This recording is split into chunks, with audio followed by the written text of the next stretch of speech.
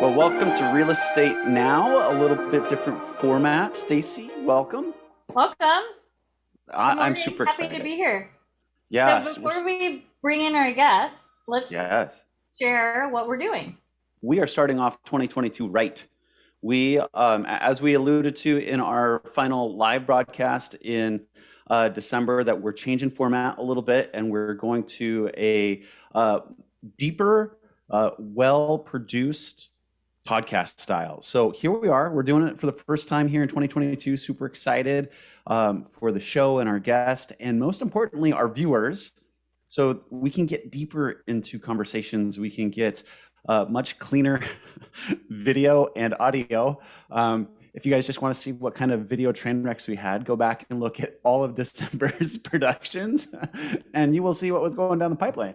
So anyway, I'm super excited about it, Stacy. I don't know. I am too. And we've learned a lot in the last 2 years. So we don't want to have anyone think they shouldn't do what we just did, because we learned a lot, and it was the path we needed to be on. But yeah, absolutely. So super excited, and looking forward to everything that we can develop and nurture into 2022. Well, quick cliff note, we are still going to do a quarterly live show that will be broadcast out on all the social platforms. And that live show, Stacy, which one is live it? Show? Remember?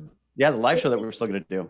Yeah, we're still going to do the quarterly show with our real estate partners. We feel like it's important for you to get the local information to you in real time of what's happening in our local communities. So we will still do that. Yeah, so we're going to actually expand that to include King County. We're going to look at Portland, Vancouver area, as well as Spokane and Coeur d'Alene. So you guys will still see that. It's going to be that first week of the new quarter. So keep an eye out for that, and tune in both here on the podcast and on Real Estate Now Live for the quarterly recap. So super excited for that. But I think now that we've set the stage, I think it's time to jump into today's show. What do you think, Stacy? Yeah, I'm really excited for our first podcast to have on our good friend Rene Rodriguez. He is a keynote speaker, a recent published author. He has, for the last 25 years, been researching and applying his knowledge of behavioral neuroscience to teach us about influencing. So welcome, Rene. Rene, welcome. How are you? I had to just make sure I was unmuted there. How are you both, Keith and Stacy? Good to be here. Doing great, thank you. We're good. So a little background. So actually Rene was on our live show a year or so ago. I don't know when exactly, but and then he got me to attend one of his events. I think it was called Amplify, but we can ask Rene. What's really interesting to me is it's if you can go,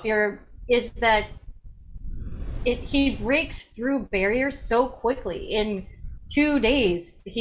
I feel like I know Rene more than I don't know, most people in my life. Like, I would say he knows me better than, like, he's in my top 10, which is amazing, right? Like, he just has that ability to get to know you, and in a really caring way, and he wants us all to be successful and happy in our lives, and he's just an incredible human. So I'm so excited to have you on, Rene. Well, thank you. I appreciate that. That means a lot, Stacy. Thank you. That's a huge compliment. So tell us a little bit about that, your Amplify process. So you're recently published, so tell us about your book really quick. What are you doing there, and how can people get plugged into that? Well, first, I mean, Stacy, thank you. That means a lot. I think that, the thing that was clearly evident at that workshop was that the world needs to know more of you. And was 100% of the world there. Even some of the biggest producers in the country were, when they realized what your influence is and what you're managing, looked over and go, oh my God, I thought I was big, and realizing here's this monster in this tiny little body, named Stacy. But so thank you. So the book, Amplify, is really an expression and a deep dive into the workshop itself. And Amplify is, it's described as a lot of different things. The main purpose is to help people amplify their influence. And we're not saying being an influencer, like social media has sort of in my world ruined that word in so many ways. But truly the art and the science of influence. And the art and science of influence is the only measure of leadership. And, you know, you cannot be a leader if you're not influencing people. You may have a leadership title or a manager title, but that doesn't mean that you're influencing. You may be the one on stage, but that doesn't mean that you're influencing. You may be entertaining, but that doesn't mean that I made any difference because you spoke. And so there's a very big, once we really understand it, there's a very big line between what leadership is, what influence is, what entertainment is, what engagement is. And there is a science to influence, and we teach it, but it's something that, you know, what makes it different is that you can learn the tools and the techniques and you'll get results. But I am very big on becoming the right person before you learn the techniques. And when you say becoming the right person, what I really mean is I already believe you are the right person. You just haven't gotten in touch with some of the things that made you who you are. And that's where Stacy likes to, you know, we talk about the origin story and how you are, why you believe what you believe. To turn that into a more tangible format, we would just call it what your values are, what you believe is important, what drives you when times get toughest. Whether you're conscious about them or not, there is a underlying set of drivers that dictate your behavior. And when we can make ourselves more conscious of those, whether it's kindness, whether it's, you know, generosity, whether it's, you know, self-care, whatever, you know, integrity, whatever those things that are driver, there's always a story behind it, because we're a product of the relationships and the people that we grew up around. And so when you start making those connections, you start realizing, okay, this is who I am. And then that sets the groundwork for trust.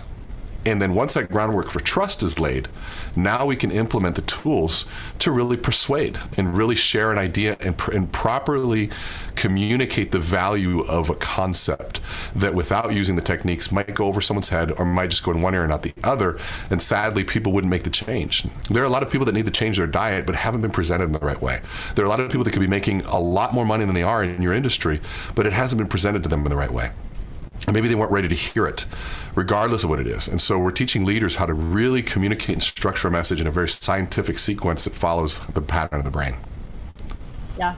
So since everyone can't fly around the country and go to you know, it's a fairly small group, right, that I went to, maybe 15 of us. I don't even think that 12 many. max. 12, Yeah. okay. 12, wow. Where can people start? I mean, I know we will get into your book a little bit later, so of course people can read that, but where do we start just watching this?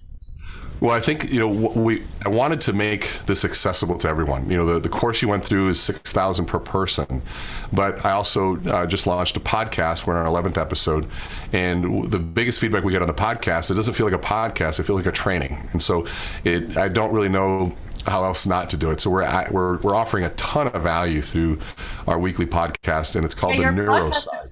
Neuroside. Yeah, sorry, say that again. I didn't mean to interrupt you. Yeah, the neuroside. So, you know, I look at kind of like take a walk on the wild side, take a walk on the neuroscience side of leadership and influence. And so you can find it at meetrenee.com. And that MEET, don't go to MEAT, I don't know where that's going to lead you, but the MEET.com or meetrenee.com. And yeah, I think one of my clients, I said that joke, and they in my session went and bought meetrenee.com and sent it to me. So I think it's safe now. We'll see. But yeah, so meetrenee.com, the podcast is there. We are doing, which is what I'm really excited about, we're doing an event in Las Vegas called AmpCon, Amplify Conference, on March 14th. And that is in Las Vegas at Caesar's Palace. And last time we did it last year, we had about 500-600 people, standing room only. But like peers of like Stacy, like your peers, people that are producing to that level, all of them in one room, leaders and managers and top producers, and then some new up and comers that are part of the team that are just really excited, all in one room. We're gonna have about 1,000 people this year. And then the following day is a conference called Momentum Builder that I'll be on stage with Gary Vee and Brad Lee and Ryan Holiday and Hal Elrod and some other pretty cool people. That's also another mortgage conference. So that'll be the following day. So it's kind of a 3-day fun event starting on March 14th. But yeah. How much is the cost for that? So my event is $595 minus early bird special, which would be $495. But are you sold out? Nope. No, we just launched this. So now we've got for that event, I can give you another code because I love you guys at Meet. Just go Renee 100. It'll give you another $100 off. So we're at $395 to attend that event. Yeah. I'll be doing that after we finish recording.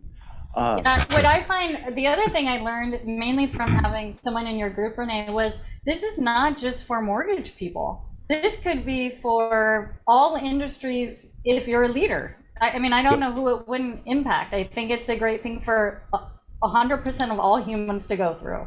I truly do. So I think it's something you should all seriously look at doing. My clients extend far beyond the mortgage industry. So we've got, two of the speakers that we have coming are actually kind of fun. Rorion Gracie, who's the founder of the UFC, and his father is the creator of Gracie Jiu-Jitsu, which is what transformed martial arts and the UFC in every single fight right now. And he's charismatic. He's an actor. They've got a major motion picture built on his family that's just launching here soon. And Sports Illustrated just did a documentary on him. And so he's going to be there speaking. And then Brad Lee, who's a very well-known internet influence entrepreneur, the real Brad Lee, or just the real Brad Lee. Follow him. Be careful. I mean, be warned. He will say whatever is on his mind, but he's like that in person too, which is what I thought was one of the most refreshing things. And he's learned the Amplify process and transformed his speaking, and it's been pretty cool. So those guys will be there. Yes. So I want to cue in on a word that you have in your title, amplify, right? We all, from either our work world or our parenting world, we have this influence that we may or may not be like conscious of, right? So amplify means, in my mind, to create a practice to focus on it. What does amplifying mean in your context? So I think you said it great, Keith, that we all have influence, and we're all influencing whether we're conscious of it or not.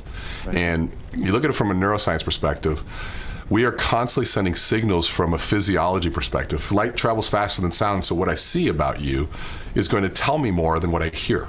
And so I may say, I'm not defensive, I don't know what you're talking about, but what you're visually seeing is hitting you harder than what my mouth is saying. So what you're picking up in is something we call incongruency with words and actions, and this. And so we're picking up that's a blatant incongruency, but sometimes, you'll see one that says, and people will do this when they're new on video, "Hi, we're really excited to be here today.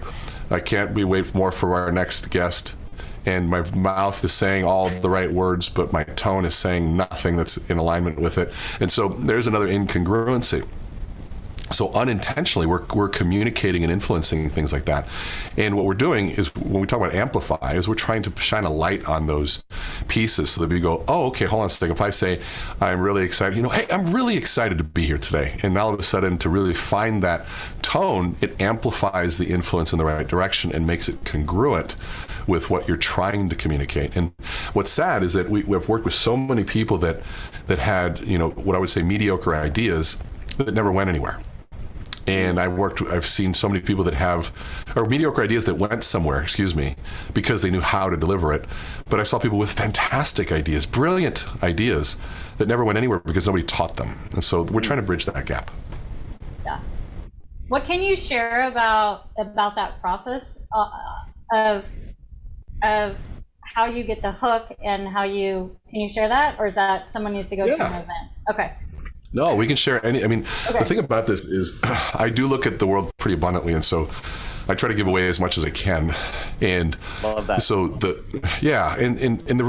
reality is we can give you the whole process, but unless you're there practicing it and going through it, I had just give you an idea. I had somebody went through 12 times this year, 12 events. Yeah, I think there was someone in our group who had done it 3 times. And again, it's $6,000 a pop, so it's worth the money. Yeah, definitely. Yeah. And they're going through it because, one, a lot of people, some people ask me, can you do this one-on-one? And I was like, well, no. And the reason is, can I get technical and nerdy for a minute?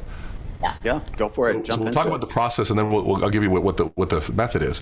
And so when you get into the neuroscience, and this is something I didn't talk about, Stacy, in our event, because I just have been learning about this. I went to Italy because we're partnering with the neuro leadership department and MBA program in Italy.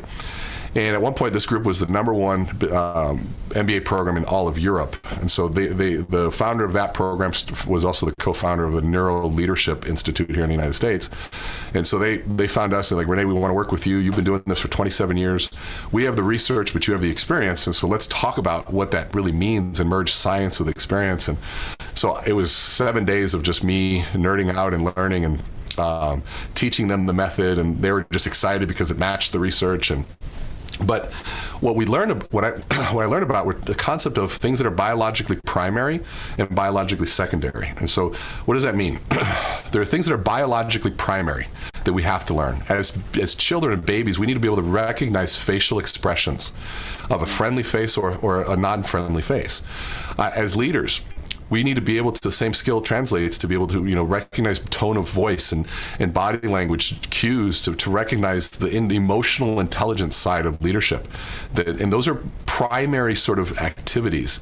And primary would be, and secondary would be biologically secondary would be, let's say, learning accounting, learning finance, learning algebra. You can survive without learning anything that's secondary. And so the way that you learn biologically secondary things is you need a guide. And that guide teaches you through a codified method, which would be axioms, theorems, things that we learn in school. It's a schooling approach, right? And the guide is your teacher. And so what happens is we take a biologically secondary methodology and we try to teach biologically primary skill sets like body language, like tone of voice, like voice inflection, and being able to read body language and be able to, emotionally intelligent, all of those things are primary sort of skill sets that you cannot learn using a biologically secondary methodology. And so what happens is when you do that, only about 15% of the people retain the information. And so they go, okay, well, why did those 15 retain? And what they found, with the 15% of the people that retain the information, they had a stressor that was built in. It was something from home. For example, the person needing to learn these new leadership skills had the stressor of, if I don't learn this, I will lose my job, right? So to learn biologically primary activities, you have to be engaged in the actual stress of the activity, right? And so, pressure cooker, so to speak. Yes. And so people say, why do you teach us in a group? And why is Renee why is the group so stressful in the beginning? Because we're creating a biologically primary environment for people to learn this primary skill set in that. And so another example is I said, okay, Keith, I'm going to get you ready for a boxing match. Here's a pamphlet of the 10 steps on how to bob and weave and how to throw a jab. And you're going to learn that. I'm going to give you a codified method, and I'm going to intellectually teach you the process. You get in the ring and somebody moves a little bit faster and they throw a jab at your face and you flinch because you weren't ready for that. The secondary methodology to teach that didn't have the actual stress involved. Right. So the only way to learn how to do that is, you can read about it, but then you got to get in the ring and have some punches thrown at you. So the only way to learn public speaking and being influenced from the front of the room is to get in front of the room, have the pressure of the audience critique.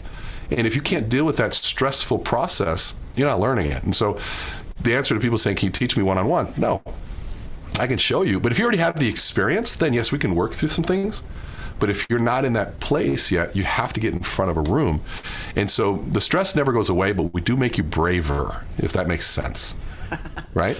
That is awesome. I think, to contextualize this in at least our business world, this is where I see a lot of loan officers go out there and fail that are new to the industry. They get the book smarts of all the guidelines, and then they don't go talk to the clients. You're absolutely right. You nailed it. Wow. You're absolutely right. It's nothing better. Even the one that's not book smart but goes and talks to clients is going to win. Yes, absolutely. 99.9% of the time. They're going to read body language cues. Oh, I'm sorry, go ahead. It's kind of frightening, really. It is a mortgage leader, right? That if the more social, the more outgoing, like they're not necessarily good at the craft. We need both. You absolutely need both. But you're right. They will succeed more than others. Yeah. And that industry, this is why this industry has sort of breeded not much leadership, right? Because people were promoted based on their production levels, not about what they knew about leadership and career paths and coaching. Because a leader needs to be a coach. They need to set career paths. They need to set vision and vision cast and really inspire people to do things. And they need to be able to hold people accountable. Those are all skill sets that are bypassed when you're saying, well, if you produce enough, we'll give you an override, right? And so, leadership isn't overrides, and so all of that. So I want to make sure I did answer your question if you didn't have any more on that piece. But so the process is a 3-step process that we call the Amplify Formula. And the Amplify Formula is based on an understanding that the brain learns things in a sequence, and the brain processes and acts upon things in a sequence. And so if you had zero resistance to an idea, I could just give you the idea and you go, wow. And if you were a fully logical human being, you wouldn't need any persuasion. But we're not, right? We have all sorts of other factors that go into that have nothing to do with logic. There's Breaking emotional news, Renee, humans are not logical beings? They're not, yeah, unfortunately. But we think we Just are. wanted to make sure we drop that. The scary part is we think we are. And that's how we make sense of life. And the brain is designed. We have a part of the brain called the prefrontal lobe. And that prefrontal lobe, the executive center, its job is to make sense of the world around us, right? And so as it's looking at life and our behavior, it's got to go, okay, well, we did that for that reason. And we did that for that reason. And when you look at all the research, you realize that we're wrong all the time. And so people that understand the why question, we're wrong. There are too many other factors involved to, I really think, why did we actually do that? We're so wrong about it. And you get into the high level science and they'll laugh at us. They go, we don't know how our brain works. They'll say that we don't even understand it. I saw a thing last night, somebody talking about they were scared of AI taking over. And the real smart guys, they go, no, it's not going to even remotely happen in our lifetime, because we can't even replicate the brain of an amoeba, which is the most basic thing. Yes, we can do some if-then scenarios that get very smart, but there's no creative thought that goes into any sort of artificial intelligence. And we talk about creationary thought. And so that's a very different piece that would require us to fear AI at the moment. And so one, it's fun and exciting, but anyways, we're getting super nerdy right now. Sorry. But and I love it. This is great. But the concept is, let's start with a real simple this. What are these here? Sunglasses, right? And so you know that these sunglasses are sunglasses for what reason? How do you know they're sunglasses? They're dark. Yeah. Okay, there's a lot of things that are dark. This is dark. Yeah. They're on your eyes. On my eyes, right? You know that because of a past experience, right? Right. Okay. And so that's what we call a frame of reference, right? So you pull from your past to bring a frame of reference to the current to construct a reality. So frames are what we call constructs of reality. And so the glasses don't tell you that they're that way. Your construct of reality, the frame of reference you choose, tells you what it is. So I can change this reality by changing your construct of reality, your frame. And so what if the only time I ever saw this, I come from the future, and this was a secret weapon that somebody used, and they did this, and all of a sudden she shoot lasers, right? Like the movie, was it Cyclops that could do that? Yeah, right? Cyclops. Lasers. Yep. And so now this is not sunglasses, this is a high-tech weapon based on the construct of reality.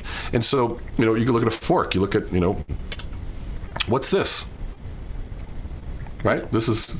It's a pencil. It's a piece of plastic, but this plastic only works on my vibe board over here, so I can draw. So it's a stylus.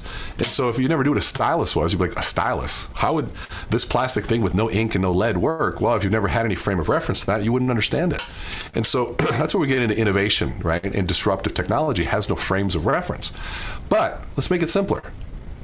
What's word comes to mind when I say used car salesman? Sleazy. Yeah, slimy. Slimy and sleazy, right? And so that's just a profession.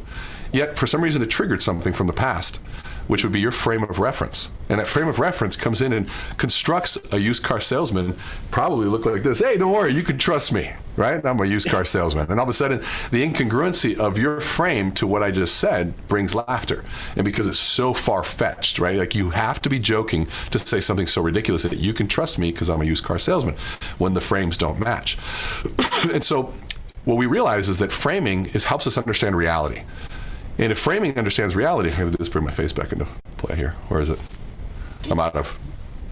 There we go. There we go. And so, there you go. And so, frames are what really construct reality. And so, for me to understand how to persuade or influence you, I got to begin there. Yeah. What is it about this? Like, one happened to me today. Stacy, you met Maddie, right? Yeah. And so, and we're moving, and so I'm throwing a bunch of stuff out, and she likes to just throw things out. And if we're selling something, I might have bought it for $900. She's like, put it on sale for $30. And I'm like, what are you doing? I just bought that poker table. It's like beautiful wood and everything. And she's like, get rid of it. And we've been arguing about what to sell it for, how much what to keep. She wants to throw everything and sell everything. I'm like, no, but I just bought it. And of course, my frame of reference, I didn't come from a lot of money. And so for me, you buy something, you hold on to it as long as you can, right? As long as you can. And if we're gonna get rid of it, I don't want to throw it in the dumpster. I at least want to give it to Goodwill or somebody, so I at least feel better. I don't mind. And if a friend needed it, give it away, right? Take it. Right. And this morning, I'm like, why are you selling these things so cheap? You could put that for $75. You're putting it for $20. She goes, I sell it for $20 because some people can't afford $75, and so I'm making it easier for those who can't afford to buy it. And I'm like, oh, okay. Total shift of frame that really said, okay, here I am trying to give away things before because I don't want to feel bad, I don't want to use them, but yet when I sell them, I'm trying to jack the price up to get as much as I can. Talk about the incongruency and values there, where I think she's like, well, she doesn't value it, so she's giving it away, but no, what she's doing is she's actually giving it away, making it affordable for those who can't. And I was like, I literally sat there, and she looked at me, she goes, I changed your frame, didn't I? I'm like, you rocked my world on that one, right? I was like, totally. I'm like, okay, let's lower the price on all of it, you know? And all of a sudden, imagine the conversations with you and Maddie, since you both know how this all works and how you frame things to get things done. And I would love it if you would share the story. You shared one with us. I mean, I'm sure if as people hear you, I think they're going to think of ideas all day long of how things were framed. But can you share the one, you shared one with us when you checked into a hotel? Because that one really, that's what made sense to me. I was like, now I get it. Sure. Yeah. Okay. So I was on a trip, and I get to Boise, Idaho. And I check into the fancy hotel of the Hampton Inn. Yeah. And so Hampton Inn. So I'm on a road trip, so I've got more bags than usual. Pull in, it's like 11:30 at night. I'm tired. And I pull in, and the young lady from behind, she kind of runs behind. She goes, "Hi, Mr. Rodriguez, welcome." And I'm like, boy, I'm known in Boise. And I was like, there's no way. I'm like, oh, hey. But immediately it was so pleasant, right? And I'm like, how'd you know it was me? She goes, oh, you're my last person to check in. I'm like, okay, yeah, I guess that's reality. I guess I'm not well known still.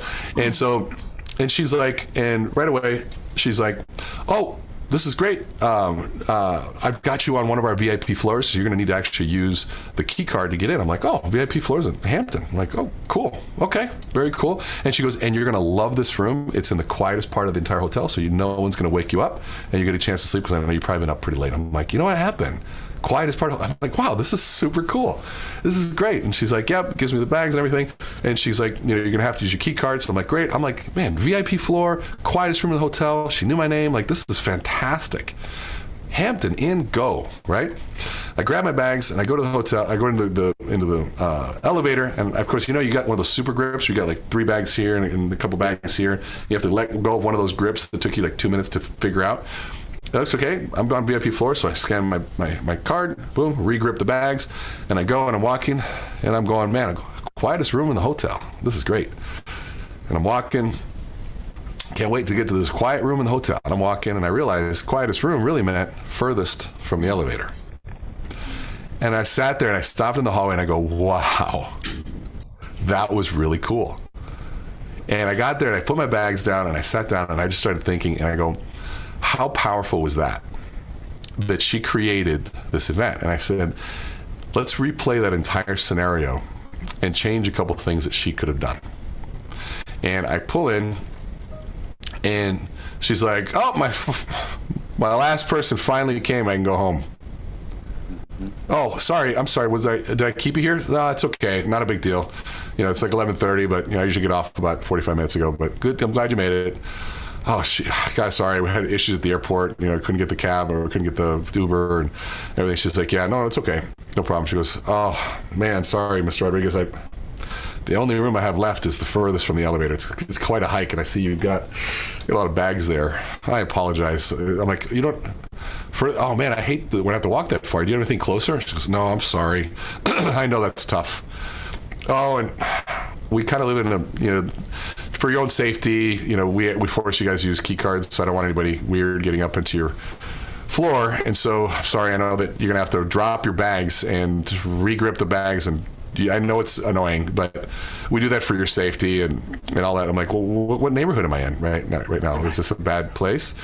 No, it's just, you never know. And, we've had issues in the past, and we get there. And so I get up the elevator, I got the perfect grip, and I have to let go of that perfect grip and let it go and frustratingly hit the key card, how stupid that is, at a Hampton Inn, and re-grip the bag, and I got this super boring, annoying, long walk to this furthest room from the hotel. Yeah. So do you think that someone taught her that? Or do you think, do some people have this innate ability to set something up in a more positive frame, or I don't believe any of this is innate. I believe every bit of it is taught. And there's leadership traits like sales. Sales is not, you're not born a salespeople. You're made into one. And leadership and service is the same way, I would think. Not I think, it's like, there's certain things that you can have tendencies to be predisposed to be more positive, more serotonin in your system and those kinds of things. But that is a trained response. And when people learn that, and she might have been trained by just being around really good people. She might have had a really good manager that taught her that. But what's powerful is that she changed my reality, and she controlled my reality. People say, well, control the customer experience. Really, what she's saying, control customer reality. It's pretty crazy to think about it that way. By choosing and electing the frames and claiming the frames by which I interpret what's in front of me, by constructing it based on VIP room, quietest place in the whole hotel. So people call it spin, also, but it's really about controlling the frame. Yeah. So is that kind of relate to when pre-show we were talking about leaders and having influence and not just being a leader? How can we bring that together for the people out there who are in a leadership position? So that's understanding framing, right? But that's influencing an experience. But that's not influencing behavior, which is a whole nother side. And so if I need to get and set a vision, or I'm trying to get a realtor to work with me and to trust me, there's a whole nother side to it. And we have to implement 3 steps. And it's frame, message, and then tie down. And the tie down is where the value is created, where influence happens. And so what she was trying to do is ensure and manage expectations. And by claiming the frame, I had a great experience. And so the best way to illustrate the 3 processes are, I'll give you a simple, what's your favorite color, Keith? My favorite color, green. Green. And Stacy, your favorite color? Blue. You're not going to, come on, Stacy, you've been trained up. My favorite color is yellow because it reminds me of being in Hawaii with the sunshine and being on the beach with my family. And every time I see the color yellow, it reminds me of this wonderful experience I had with my family on the beach. Beautiful. And so now that was a 5 out of 10, right? So the 10 out of 10 would have been, every time I get a chance to go to Hawaii, I go with my family, and we have some of the best experiences.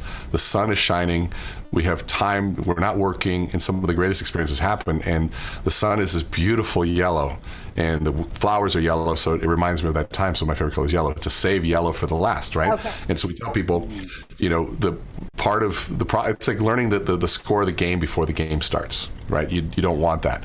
It's right. Knowing who won the fight before the fight. You don't want to watch the fight anymore, right? So if you tell us yellow too soon, then we don't want to watch. So that's one step. So that's called framing first. She did the frame, and then she answered the question, right? That little sequence.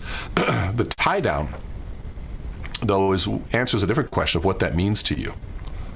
Right, so I'll give you another example.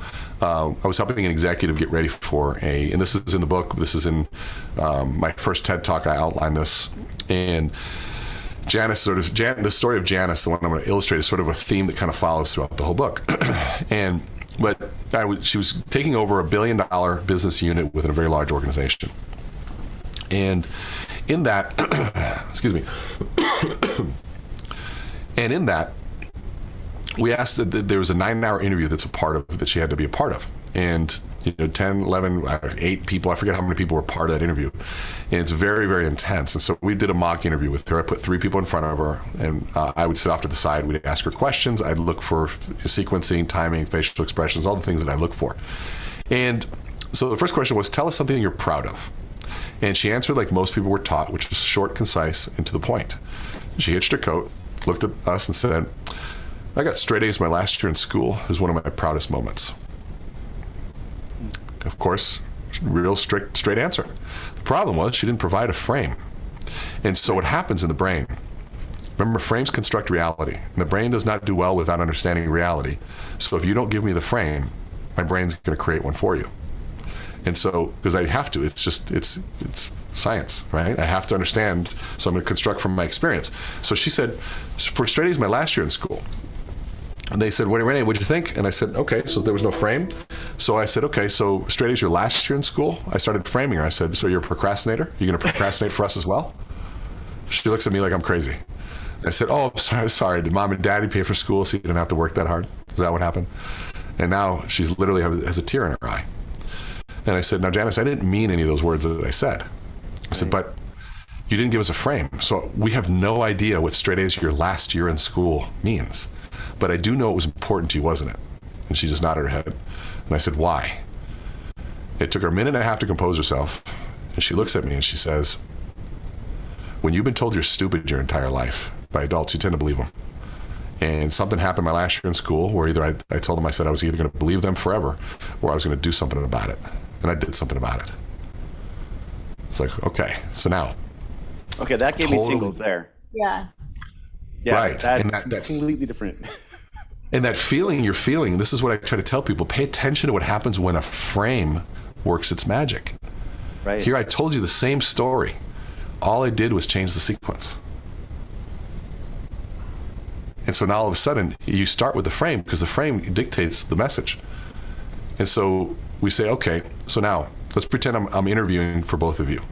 The tie down is the third part where influence happens. The movement, the tingles, is the emotional movement that happens. And we need movement. That engages people and creates the emotion and the movement. But where do you point all that emotion? If you do nothing else, you're just inspirational and you're just kind of motivational, and then the emotion comes up and then it just starts to go away, right? It has to. Homeostasis forces it to. And so the tie down says all the emotion's there. Let's focus it like a laser towards what we call an influence objective. And that influence objective is your IO. Hers is to get the job. So if I want to get the job, Stacy and Keith, you guys are hiring me, and you ask me that question, I'm going to answer in the frame message tie-down sequence. And it sounds like this. Tell me something you're proud of. I'd say, unfortunately, growing up, I was surrounded by a lot of adults that told me I wasn't real smart. And when adults speak to you that way as a kid, you tend to act that way. And so I did not do real well in school. But something happened my last year in school where I looked myself in the mirror and I said, either I'm going to believe them forever or I'm going to do something about it. And so I went out and got the help that I needed, put my nose to the grindstone, and I'm proud to tell you, message, I got straight A's my last year in school, tie down. Now, Keith, I'm assuming if I do get a chance to work with you and your team, that there are going to be times our backs are going to be against the wall and we're going to be facing seemingly insurmountable challenges. But I promise you this, if I do get a chance to be on your team, I will be out there next to you, if not out in front, overcoming those challenges in the same way I overcame them in my own personal life, but this time for you and for your team. Frame, message, tie down. It's so powerful. Yeah, and what happens now is that you took all the emotion and you go, now I know what it means to me. It means that she's a fighter, that she's resilient, that she's going to be right there next to me. And yeah, we're going to face some big challenges, and these are the kinds of people, I can teach them the rest. This is who I got to hire. So that's where the influence happens, is on the tie down. And so we teach people that, let's make it real specific. A big mistake loan officers make is they share market data with no tie downs. Hey, the Fed dropped a point by interest rate by half a percentage point. 90% of Americans can't calculate that out to what it means on a monthly basis or what it means. 99%. Period. I've been in your industry for 20 years. I still don't really understand what that means. Right? I trust me, I've been in your industry for 20 years. I don't know what it means. We can go further. We can go, let's go with, there's an inventory shortage in housing right now. Okay. You're going to make my blood boil, Renee. Yeah, okay. But the smart people will say, they start with a frame. I go to a real estate agent, I go to a client, I said, you know what? Right now, there's a lot of things in the news right now. You've heard this thing called inventory shortage. Now, a lot of people interpret that differently, but I want you to imagine this. Let's pretend that you were out all day long shopping and you're hungry. You show up to a party and there's pizza and you're hungry. But you're not the only one that's hungry. There's 3 other people that are there that are hungry. 2 other people, it's you and 2 others. And you show up and there's 1 slice of pizza left. And here's the thing. You all have $1 because that's the cost. But the first person says, I got 100 pennies. They take the 100 pennies, they jump them on the table. Next person says, well, I got $1. It's just ripped in half. But the government says if you put it back together, as long as you have 51%, it'll work. And you pull out this crispy, beautiful $1 bill, all $1. Who's going to get the house? And they say, well, the crispy one. I say, yeah, because it's easier and it's more trustworthy, right? So that's what's happening in today's market, and why you have to. Not all pre-approval letters are the same. A lot of pre-approval letters out there that are auto-generated. It's like those 100 pennies of that ripped $1. Here's what we do at Loan Depot. Is we go through a process and now you start talking about your value proposition on top of that message there. And people are saying, wow, and they're imagining their pre-approval letter like that crispy $1 bill. It's going to be easier and more accepted, and here's the reasons why. You live 3 or 4 reasons as to why. And they go, so what we're going to do is, these are the competitive advantage you need in today's marketplace. And so the realtors that we work with understand that. And so now you go to a realtor, you share that story, and the realtors literally will call, hey, can you explain why your pre-approval letter is better? Yeah, exactly. It's imagine going to a party, and then they use the pizza analogy. But that's that piece. And so when you show up, what that means to you, Keith, the tie down, is when you show up and there's only 1 house left, but there's a lot of people that want that house, you're a much higher likelihood of getting the home than someone else. Yeah. Interest rate's not a conversation at that point. Nope. Wow, that's pretty crazy. So yeah, it's fun stuff. In the book, it goes through a little more in-depth, like tactician style, or tell us about the book and how it's applying to what we're just been discussing. So the book goes into absolute detail, into lots of detail. The podcast goes into detail on this stuff. My Instagram goes into detail on this stuff. So I try to make it accessible to everyone. And so, get the podcast, buy the book, and if you can afford it, come to the event, Amplify. And if you can't afford that, come to the one in Vegas on March 14th. And so we go into detail on all those pieces. And the most powerful form, though, of influence is your origin story. It's who you are. It's your personal story, your core story. So many names for that. And that's what we explored really heavily for 3 days in the Amplify event, where we go through a process to really help you uncover that. And we go through a dinner experience night 1, which really sets the frame to understand that process. Yeah. Awesome. She's got the book. Yeah, it's always next to me. Yeah. Because to one of your first points, you need to practice it. It's not innate to me at all. Just hearing that color example reminds me, like, we have opportunities all day long to do this, and I have not been practicing it. So you actually need to have a group, and I feel like, Renee, it is innate for you now with all your practicing. Maybe not, but it's not for me. So yeah, I have this here to remind me to keep working on it. That's awesome. I love that. Yeah, it was a good example of Stacy's yellow story and my green story. but what's interesting to me is, like, when I said green, I played the story in my head. I just didn't verbalize it. That's it. No, and that's what we teach people. Is I tell people, I said, okay, because when we do it in groups, and I do this at keynotes, I say, here's the thing: you have to unlearn a process. One thing you have to unlearn is we have to stop answering questions that are asked of us, because most people don't much thought into the questions that they ask. And so what you have to do is say the answer in your head, it's green, but then go, why did I choose green? And then whatever comes up, hit play right there. And say that first. And then you move into it. It literally is just you're trying to retrain the brain in a different way. Interesting. So I've got, like, this is a real personal question for me. Do you have the Amplifier influence for parents? Is there a parent version to this? Because I'm going into 2 teenagers, turning into teenagers and all that fun stuff. Is this universal in practicum, or? Yeah, well, we've got, just today I was on the call. We've got one. What's happening is a lot of leaders are buying out the event outright. So saying, I want the event for myself. And then we're going to bring their top tier people. Maybe they bring one or two top realtors or partners. And then he goes, can I bring my two daughters, 17 and 19?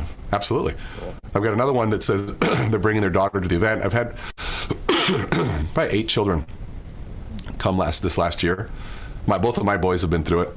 You're teaching interview skills. You're teaching fundamental skills, because they're learning even just how to stand, right? Like, because the way you stand and how you carry yourself, where you put your hands is different. Like right now, I'm in a position right now, if you're listening, you can't see this, that I would speak in person, but you can't see my hands because of Zoom. So I have to learn to raise my hands to do this way. But it also looks really funny in person, but it looks better on Zoom, right? Because I have to learn how to use my hands. But because both of you have not used your hands at all, except when Stacy brought up a prop, she brought up the book, and so that changes. Yeah, so we teach people to be more engaging on Zoom by using your hands, because your hands now all of a sudden create this. And because if you have 10 people or 20 people on Zoom and they're all just talking heads, we even teach people simple. When you're the one speaking, hey everyone, this is Renee, and you just wave your hand. Because how many times have you been on a Zoom call and someone starts talking and you don't know who it is, and you're trying to find whose lips are moving, and the camera and lighting is so bad you can't tell, and then by the time you find them, you miss their entire message. I think that's why the programmers at Zoom put that little yellow box around people's pane. I think that's probably where that came from. Yeah, well, they tried, but yeah, it's still, yeah.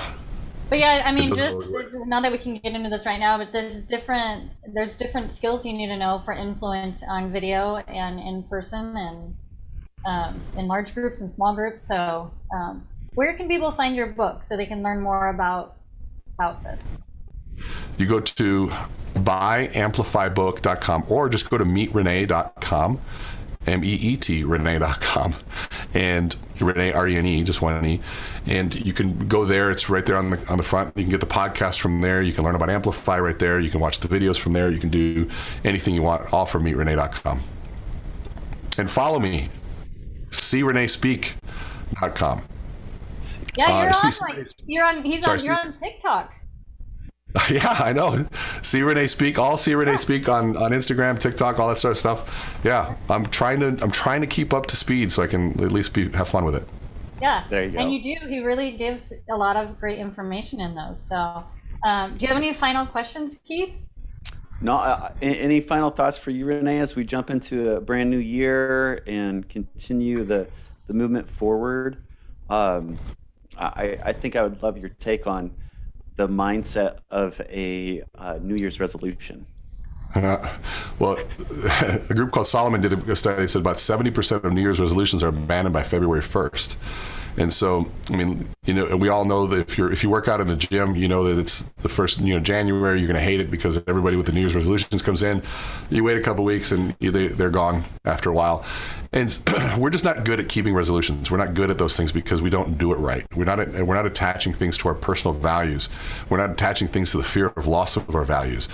And when you can, my last podcast, the whole thing was on the phrase, today is the past of our future. And today is the future of our past, for two different reasons. One, when we realized how many times do we wish we could change our past? Oh my God, so many things I wish I would have changed, done differently. I wish I would have eaten less. I would have worked out more, saved more money, made more phone calls. You can go on and on. Well, if today's the past of my future, then I could conceivably craft my past of my future however I want it to be by really being present in the moment. And if I realize that today's the future of my past, and I'm standing on the beach in Mexico last week going, God, this wasn't a reality back then. And it helps me be present to go, I really crafted this, and what did I do? That was really awesome, and I could celebrate that moment. Because this was a dream at one point. It was just a fictitious dream, and now I'm living it, and this is the future that I dreamt about. There's so many things that we're living right now that we used to dream about, and we don't celebrate those, or we don't honor them. And there's also things that we're living right now that we wish we wouldn't have, but then we got to take ownership of the fact that we crafted it ourselves. And so you're crafting your life, every decision you make. But we cannot, it's so hard. Our brain is designed to be so present because we would live in the morbidness of what life is, that sometime we're going to die. We have to learn to live in denial of that. But then the more you can bring it to the forefront to say, okay, my decisions today are going to craft my tomorrow, because today is my past in the future. So what do I want to say I did? And as a parent, my kids would come to me and they'd say, Dad, my friends want to do this. I know it's the wrong thing. They want to drink. They want to do X, Y, Z. What do I do? And I said, I don't want to tell you what to do. I said, but tomorrow we're going to have a conversation. What conversation do you want to have tomorrow? What do you want to tell me you did? Wow. And let that guide you. And my son looks, smiles, and says, thanks, Dad. I go, so you decide. And that sort of helps him understand that today is that crafting process. Right. So, yeah, there's a lot. Wow. Renee has lots of stories about his kids. So, Keith, you should go to one of his events. But, yes. Love to have you there, Keith. I would love it if you wrote a spin-off for kids, because I do think it's like, how amazing would that be that they learn this at 10 years old, and by the time they're 20, they'd be way ahead of any of us. So yeah, Scary. You should write a children's book. It would be great, or a young adult book. It's not a bad idea. That's interesting. Yeah, think about that one. Right on it, Stacey. We so appreciate you, Renee. Absolutely. Your time. We know how busy you are, and you've always been a supporter of us, and it means just the world to me. So thank you. Thank you for being on here, and we hope you have a wonderful 2022. And I know you have lots of exciting things happening with you and Maddie. So I hope the year is wonderful and we stay connected. So thank you. Everybody go out and find Renee's book and attend in Vegas, or he flies around the country and you can fly around and follow him, or he might show up locally. That's what happened to me. So I got to see him in Bellevue, Washington. So yeah, it was great. So thank you so much, Renee. Yeah, thank you. Thank you both. I appreciate it. And congrats on the new episode or the new show format. I think it's going to be great. Thank you. Looking forward to it. Thank you. Take care. And we're out. Yay.